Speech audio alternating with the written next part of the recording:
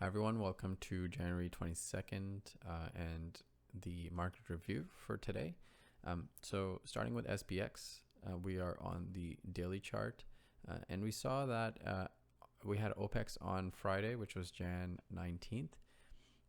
And OPEX also so there was a lot of leaps and a lot of call positions, very call heavy OPEX that we had on Friday. And as those positions unraveled, my hunch was that we would have a bit of a sell-off and maybe a retest here and then a breakout possibly or a failure. But looks like they drove it up on Friday itself as those call positions unraveled. Some of those were exercised and some of those expired. And as that kind of opened up that 4,800 resistance, they bought it through. And so now that we're above it, so we can start using this 4,800 area as a support line. We should note, however, is that SPX has been making higher highs supported by this anchored VWAP all the way from the breakout level in December. However, if you see the RSI, you can see that over here we made kind of so here we made a lower high, so low and then lower high, low and then higher low, and here we made a low and a higher low. So this price action is totally fine. But if you come back here, we can see this is 18th of December. So we made a high over here and then we went higher, but you can see that there was a RSI divergence where the RSI did not go higher. So the price went higher, but the RSI was lower. So that's why this is labeled as a bearish divergence. And we did have a sell-off from there. Carrying it forward from there, we had a retest here, but that retest also, the RSI was again lower than here. So far that looks like a bearish kind of divergence. But as now that the price is breaking out, RSI has moved above. So RSI has moved above the price here. So far that bearish kind of divergence has kind of nullified, or I would say, and now RSI is acting properly on the SPX. So that is interesting to note. If we move over to the QQQ, so a little bit different story. So we have been kind of tracking this upward trend line for a few weeks now, and we've hit that and we've sold off on that. Now what remains to be seen is, do we get, so every time we've hit that before, we have gotten a deeper sell-off. This was at the end of the year, this was before, but in either case we have gotten a deeper sell-off. So here we could consolidate for some few days and then sell off, or it also could happen that the breakout is so strong that it beats through this trend line, and that would be something to see. At that point, is that going into euphoria and we have like multiple gaps or something like that? If that's the case, you can see we already have a very gappy type of a price action. You can see gap here,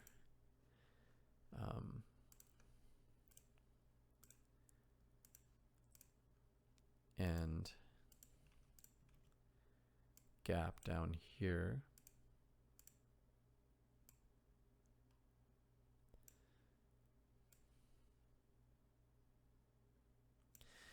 So this is something that is not that great.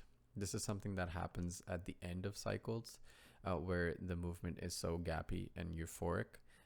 So that could be one thing that is pointing towards a final rally in QQQ here. However, we need more confluence. We need more things giving us kind of an idea of what could be going on. So if we check the RSI here, so we have a low and then a higher low. RSI low and higher low. So no problem here. However, so far we can see one thing here where the RSI, so this was a high and then the price made a higher high, but the RSI went high, but when the price went higher, RSI was lower. So there was a divergence here. And you could say because of that divergence, we had the sell-off.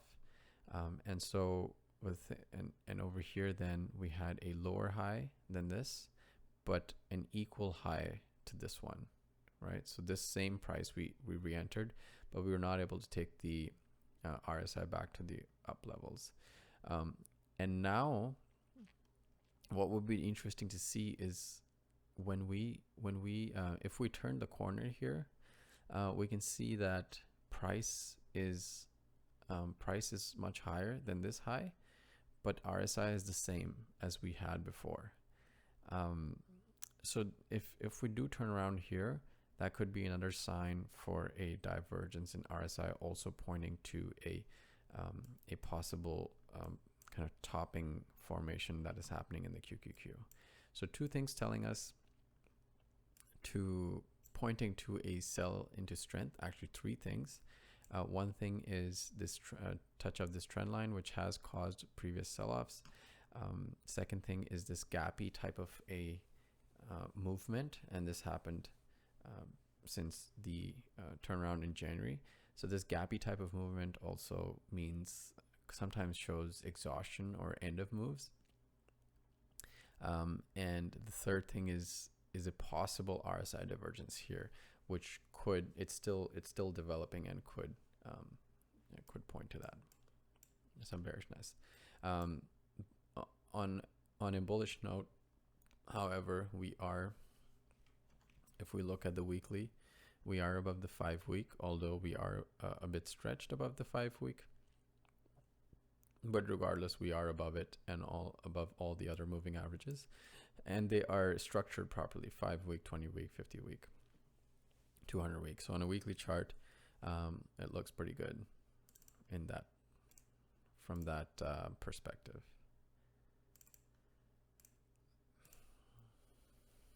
Okay. And these gaps that we have now could potentially act as possible supports as price if it comes back and retests some of these. So hopefully that was a little bit in depth than usual, but hopefully that gives a bit of a perspective on what's going on in the market.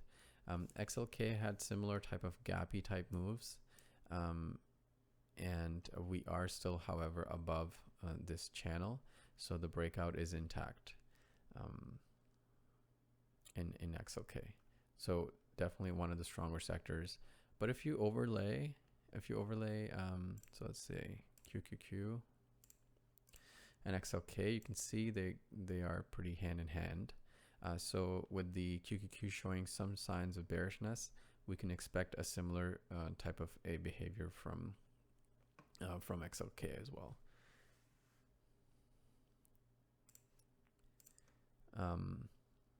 And I've marked these in yellow as a areas to watch. SMH, again, above the weekly moving averages, gappy type price structure moving up, and also kind of a third wave type of a feel to it. Wave 1, consolidation, wave 2, consolidation, wave 3. So it's like a third move as we get later in this type of, every time we pull back and move up, each of these moves causes it to the structure to weaken. So a possible area to start becoming just a little cautious about what's happening, not super bullish, but kind of cautiously investing, with looking at maybe the next pullback here could possibly fail and have a deeper pullback. We've gotten used to each of these pullbacks being bought up, but that could change, you know. So the only other thing though is sometimes these third wave type things, they can last much longer and go much faster and higher than everyone expects them to go. So we could still see a continuation of move, but more of these gaps and kind of rapid price movement shows that price is entering into that kind of final stage, euphoric stage, which is how this kind of bullish trend is one possibility of how that could do a trend change. IWM was promising today. So what happened today? We this is on the daily chart. So we came down to the 50-day, and we it got bought up before it even touched the 50-day. So that itself is a little bit of bullish sign. And since then, we've kind of moved up and we're back in this kind of demand zone, or an area where demands and buyers and sellers have previously fought. But even more interestingly, we are, so we took the 5-day here, and you can see how it's starting to curl up. We closed above the 5-day, although we've done that before and kind of continued to fall. We took the 5-day, and now we also took today. It's very close to call, but we did take the 20-day. And if the price trend continues, that we could, and the 5-day could cross over the 20-day, and this could start trending. This is small caps here. It is something that has been bearish for some time and kind of stuck in this channel. And while SPX is making new all-time highs, IWM, I believe, is about 20% from, maybe less now, but yeah, 20% from the all-time highs still, while S&P and QQQ are new highs. So that is a bit unusual, and it is possible that we could see this kind of turnaround is making me a little bit more, it's looking a little bit more promising, and we could change this now to a watch in the must watch in the watch list. MDY even performing better. It is above all the moving averages, and with the 5-week pointing up, it could run a bit more. So mid caps looking good again. XBI, so today had this kind of turnaround day. We can kind of see, so from here, we kind of undercut this low, got some liquidity, and we're pushing back up. One of the things to notice in XBI, what did we do today? We took the 5-day. We have still to take the 20-day, and these are gaps, right? So we have filled one of these gaps. Now we are looking to fill. It's possible that we fill these other ones as well, but this major resistance that caused the sell-off is still overhead, and that is about 5% away, right? So a deeper pullback than before, but something to still keep an eye on as it is developing. And tomorrow, if we can retake the 20-day here, then I can change this back to a yellow, to a watch. IYT, so all the sectors that before we kind of marked in red and that were kind of just falling apart have started to kind of take shape again, and which is good. Like seeing a broadening of the market is actually healthy. It's bullish in my opinion that QQQ and S&P have been holding the market up for quite a while, and some of these sectors strengthening is actually a good sign for longer term strength of the market. So it is possible that we see a bit of a rotation out of these main areas, S&P, QQQ, into some of these areas that have not been loved as much so far. XLI again looking much nicer, and areas to start watching. Definitely stuff we had marked in red now turning into yellow. XLU, something utility, something that was not able to not able to make that cut. XLV had a kind of bit of a deep pullback, but if we look on the weekly, we did expect this to happen. We did think that it was getting a bit stretched from the 5-week, and now it has last week tested that and so far holding this formation. So I'm waiting to see a big kind of push, the next push in XLV, but so far trend remains intact. XLF was interesting.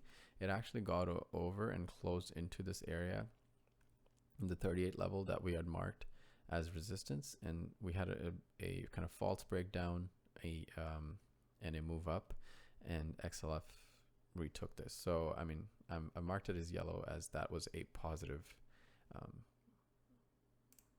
positive thing that happened in XLF. ITB was very interesting to me.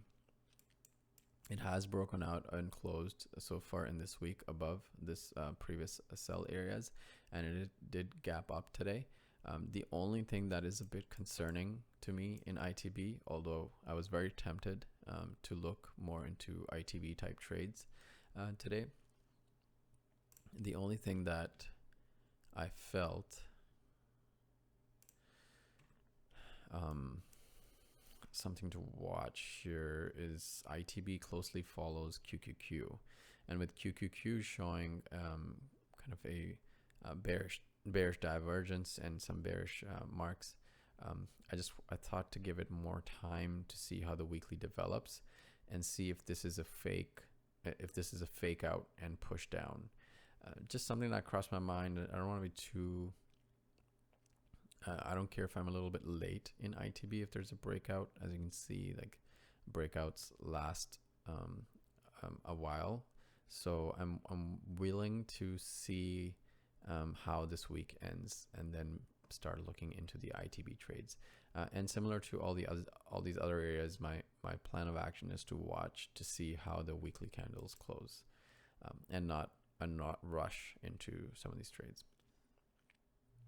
Okay, XLY, consumer discretionary, still like struggling a bit as compared to how the other areas have developed a little bit better. This is still it's possibly making a lower high here, but you know, this is a daily candle. We could push through further tomorrow and we got to take this high here, and make a higher high and start changing that trend here, being supported by this 50-day coming up below. So if that fails, then the next area we're looking at is this area that we've marked. But XLY, I wouldn't say is still not one of the strongest sectors to be looking at. IWC microcaps making some progress here. We did have one day where we contested and closed right below the 5-day, but then we gapped up today and kind of made some progress here, entering some area of previous possible resistance from previous transactions that have occurred, and with the 20-day right above it can also act as resistance. So still remains in the red, but it could potentially move back up to a yellow as the week develops. XLE holding this kind of support area where previous buyers and sellers have fought a lot, and so far kind of holding this.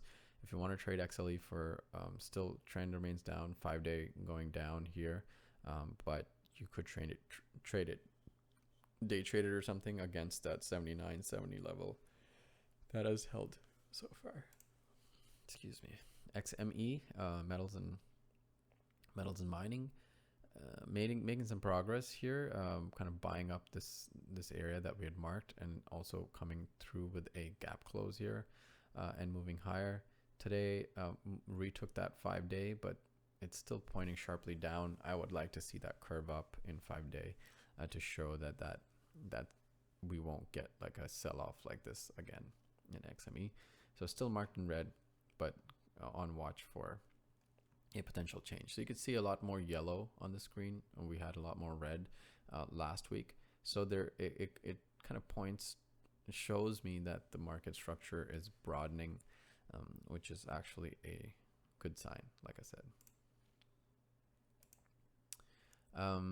Selected, wonder if okay, NVIDIA on the daily looking a bit stretched, and on the weekly also looking a bit stretched, but we have room up till 670 to run if we needed to. I would think that this would consolidate here for a bit on the 600 level, psychological level, allow the price moving averages to catch up, make another short base or bull flag type thing, and then move higher as SMH continues to break out. Shop still contesting with that overhead moving average, but got to keep a keen watch on this level, because a breakout here could be explosive in shop. This was an interesting SAIA today. It had a gap up day, and it did close above all this, all the areas where before it is sold. And this is part of the IYT transports. So you know, an interesting one to watch, and marked in yellow. Microsoft was also interesting. I've marked this kind of breakout level here. If you didn't get this trade, then it could develop as it consolidates this move. It could allow the weekly average, or at least the dailies, to moving averages to catch up. But you know, it's looking healthy. It's looking good, and we could be moving into the third move here, which is usually the faster of the three. But the third move is also the riskier, with more fake outs and those kinds of things. So Microsoft, definitely I would mark it as a yellow. DHI is interesting. It's part of the ITB home builders. I just thought that it kind of closing above these previous resistance areas with the 5-day supporting it underneath was just a good look on the DHI, which is a decent size weight on in the ITB. But like I said, ITB, I'm going to wait for ITB trades till the end of the week to see how they develop, if these are fake outs or they're actual breakouts. I just have a little bit of doubt with QQQ hitting some resistances, key resistances, and ITB usually follows it. I just want to give those areas more time. IBM looks interesting to me, although a bit stretched. I believe the earnings are coming up soon. Not too far away, actually. Wednesday. So in 2 days we have earnings. Could give us some idea, but you know, I like what it's doing. If you even look at the weekly, you can see higher highs and finally breaking out, and you can see that it has been consolidating for a while now, since 2013. Actually, it's been in this kind of consolidation phase, and finally moving above these previous highs from 10 years ago. And so I am interested in IBM. It looks good. I would wait to see the earnings reaction to start something in this space. We already went through healthcare stock. This is SYK. It's also interesting. You know how XLV is doing well, so SYK is part of that. And in the healthcare space, it is consolidating this kind of breakout here, but so far holding where it should, and maybe allowing the 5-week to catch up, which has got a little bit further ahead of itself, and allowing that 5-week to catch up is actually healthy for a longer term move in SYK. Okay, with the last thing I'll talk about is Visa, with XLF developing and closing above that 38 level. This looks nice to me. Visa looks nice, so could possibly look at potential entries in this if you want to play the XLF sector. Okay, that was all for today. Hope you guys enjoyed that. Thank you.